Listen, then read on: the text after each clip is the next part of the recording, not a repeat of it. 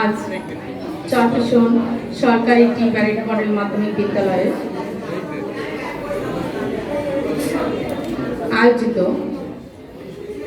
SSC 2021 ব্যাচের বিদায় অনুষ্ঠানে আজকে সভাপতির আসন অলঙ্কৃত করেছেন অত্র বিদ্যালয়ের সম্মানিত প্রধান শিক্ষক জনাব তানভীর আহমেদ স্যার। মঞ্চে উপস্থিত আছেন আমার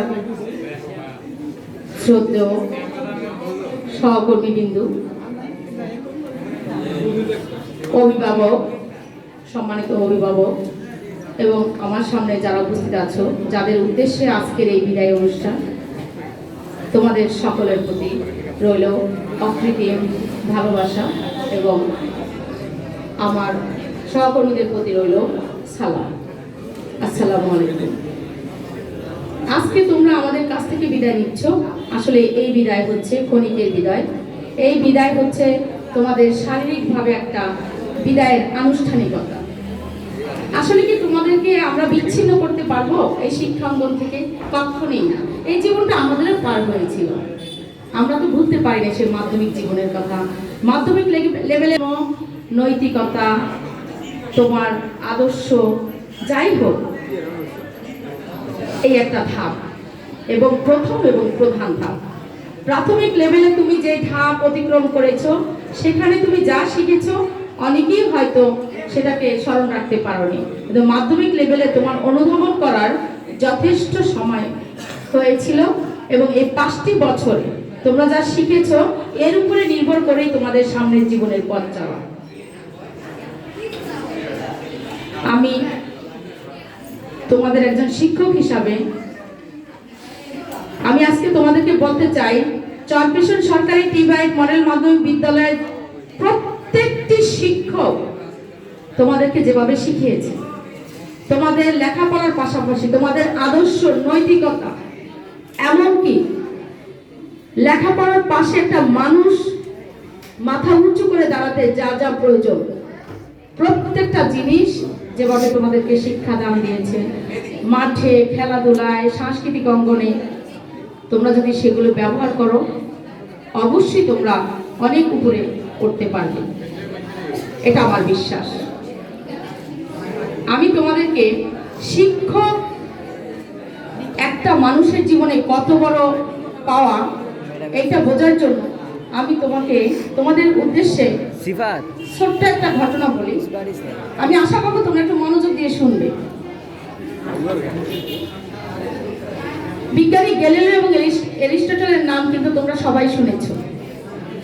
যারা সায়েন্স পড়েছো তারা অবশ্যই, যারা আর্টস কমার্সে তারাও এই বিশিষ্ট বিজ্ঞানী দুজনের নাম শুনেছ। বিজ্ঞানী গ্যালিলিও একজন গণিতবিদ ছিলেন, পদার্থবিদ ছিলেন, বহু ভাষাবিদ এবং চিত্রাঙ্কনে সে অনেক বেশি ভালো ছিলেন। সে একটা তথ্য যখন আবিষ্কার করেছিলেন, সেটা হলো উপর থেকে একই দূরত্ব থেকে যখন দুটি বস্তু ছেড়ে দেওয়া হয়, সে বলেছিলেন যে বস্তুটা ভারী সে বস্তুটা আগে পড়বে, যে বস্তুটা হালকা সেটা পরে পড়বে। তখন বিজ্ঞানী গ্যালিলিও ছিলেন বয়স 15 বছর এবং অ্যারিস্টটল তখন সারা বিশ্বের জয়কার অবস্থায় ছিলেন। বিজ্ঞানী গ্যালিলিও বলেছেন এই মতবাদ সঠিক নয়, সে বলেছিলেন, এবং সে তাৎক্ষণিক হেলানো তল আবিষ্কার করলেন। হেলানো তলের মাধ্যমে সে দুটি বস্তু ছেড়ে দিয়ে সে প্রমাণ করলেন বস্তু দুটির ভর যেমনই হোক একই সময় মাটিতে এসে পড়বে, এবং এটা প্রমাণ করে সে বিশ্ব জয়কার পরিবেশ তৈরি করে ফেললেন। গ্যালিলিওর বাবার ইচ্ছা ছিল চিকিৎসা শাস্ত্রে তাকে পড়াবেন এবং সে পিচার বিশ্ববিদ্যালয়ে চিকিৎসা শাস্ত্রে ভর্তিও করিয়েছিলেন, কিন্তু গ্যালিলিও সে চিকিৎসা শাস্ত্রের ক্লাস রেখে গণিতের ক্লাসে গিয়ে বসতেন এবং শিক্ষকরা তার বাবাকে পরে রিকোয়েস্ট করেছিলেন আসলে ওকে ডাক্তার বানানো যাবে না, ও গণিতের প্রতি এবং পদার্থবিজ্ঞানের প্রতি ওর অনেক বেশি ভালোবাসা, এবং যেহেতু ও এটা সবচেয়ে বেশি ভালো পছন্দ করে এবং ওকে আমরা যা দেখছি তাতে করে ও গণিত এবং পদার্থবিদ্যায় ও ভালো কিছু করতে পারবে, কিন্তু ওর বাবা কোনোভাবেই সেটা রাজি হচ্ছিলেন না। সে গণিত নিয়ে অনেক বেশি চর্চা করতেছিলেন। হঠাৎ করে একদিন তিনি গির্জার একটা জানালার পাশে বসে কি যেন ভাবতেছিলেন। সে দেখতে পেলেন গির্জার শিকলের উপরে আলো পড়ে এবং দুলতেছে। সে এই দুলা দেখে সে সাথে সাথে তার নারীতে হাত দিলেন। এই যে এখানে হাত দিয়ে আমরা নারীর স্পন্দন, হৃদস্পন্দন, আমরা কি করি ডাক্তারের কাছে গেলে ডাক্তাররা হৃদস্পন্দন কিভাবে দেখে প্রথমত এখানে দেখে। সে তখন এখানে হাত দিয়ে চিন্তা করলেন যে দেখি এটা যে দুলতেছে এটার সাথে আমি এটা তুলনা করি। সে এটার সাথে এটা তুলনা করলেন। সে তখন দেখলেন যে এই স্পন্দন এবং নারীর স্পন্দনের সাথে যথেষ্ট সিমিলারিটি আছে। তখনও ঘড়ি আবিষ্কার হয়নি এবং আজকের চিকিৎসা বিজ্ঞানের যে প্রেসার মেশিন, সেই প্রেসার মেশিনটাই হচ্ছে নারীর স্পন্দনের সাথে সেদিনে সে ঘটনা সাথে তুলনা করে সে এটা আবিষ্কার করেছেন। পাশাপাশি ঘড়ি আবিষ্কার করেছেন। সে চিন্তা করেছেন দোলনকাল দিয়ে কেন নারীর স্পন্দন বের করা যাবে না। তো পৃথিবীটা জয় জয়কার করেছেন গ্যালিলিও। যেহেতু তার বাবা ডাক্তারি পড়াতে চেয়েছিলেন কিন্তু সে পড়তে চাননি, তার মেধা, সে ডাক্তারি পড়ে যেটা করতেন সেটা কিন্তু সে গণিত আর পদার্থবিজ্ঞান পড়ে। কোথায় রিলেটেড দেখো, পদার্থবিজ্ঞানের সাথে সেই মেডিকেলের সেই চিকিৎসা শাস্ত্রের জয় জয়কার। তার বাবাকে ডেকে আনা হলো ইউনিভার্সিটিতে। তার বাবাকে বলা হলো যে আপনার ছেলেকে আপনার নিজের হাতে পুরস্কার তুলে দেন। তখন তার বাবা সেদিন বলেছিলেন, আমি অনুরোধ করবো তোমরা কথাটা শোনো। সে বলেছিলেন আমার ধারণা ভুল ছিল।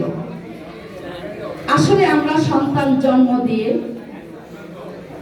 আমরা যখন একজন আদর্শ শিক্ষকের হাতে তুলে দিই তখন আমাদের উচিত শিক্ষকরাই কিভাবে একটা ছেলেকে মানুষ করবেন তাদের হাতে ছেড়ে দেওয়া, আর শিক্ষার্থীদের উচিত শিক্ষকরা কি বলে সেটা মেনে নেওয়া, আর শিক্ষকদের উচিত একটা শিক্ষার্থী কি চায় সেটা নির্বাচন করা। আমার কথাটা কি তোমাদেরকে বোঝাতে পেরেছি কিনা? সেদিন তার বাবা বলেছিলেন আমি ভুল পথে গিয়েছিলাম, আমার ছেলেকে আমি দিতে চেয়েছিলাম চিকিৎসা শাস্ত্রে, কিন্তু আজ আমার ছেলে গণিত এবং পদার্থবিজ্ঞান চর্চা করে সে আমার যে ইচ্ছা ছিল সেই ইচ্ছাটাও সে পূরণ করেছে।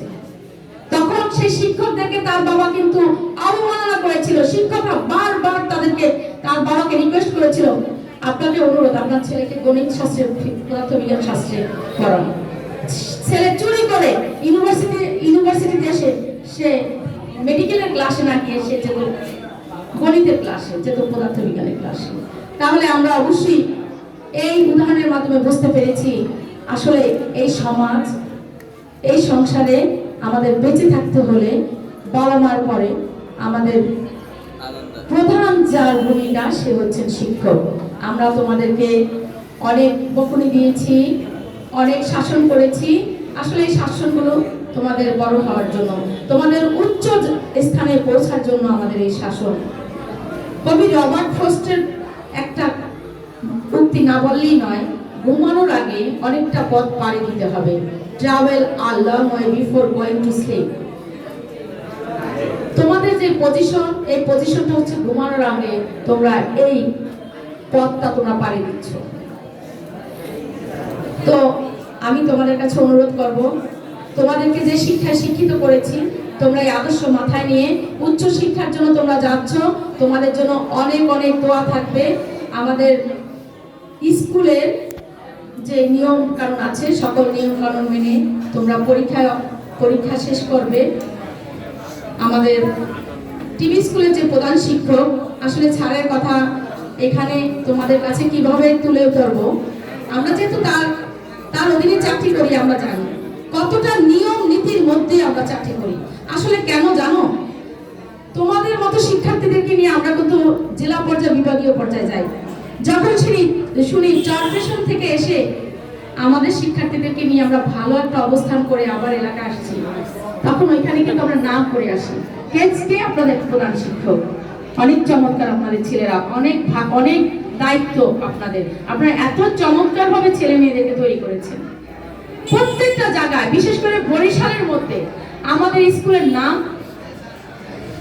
যারা এই শিক্ষা খাতে জানাশোনা লেভেলে আছেন তারা সবাই জানেন চরপেশন সরকারি টিবারের মডেল মাধ্যমিক বিদ্যালয়ের নাম।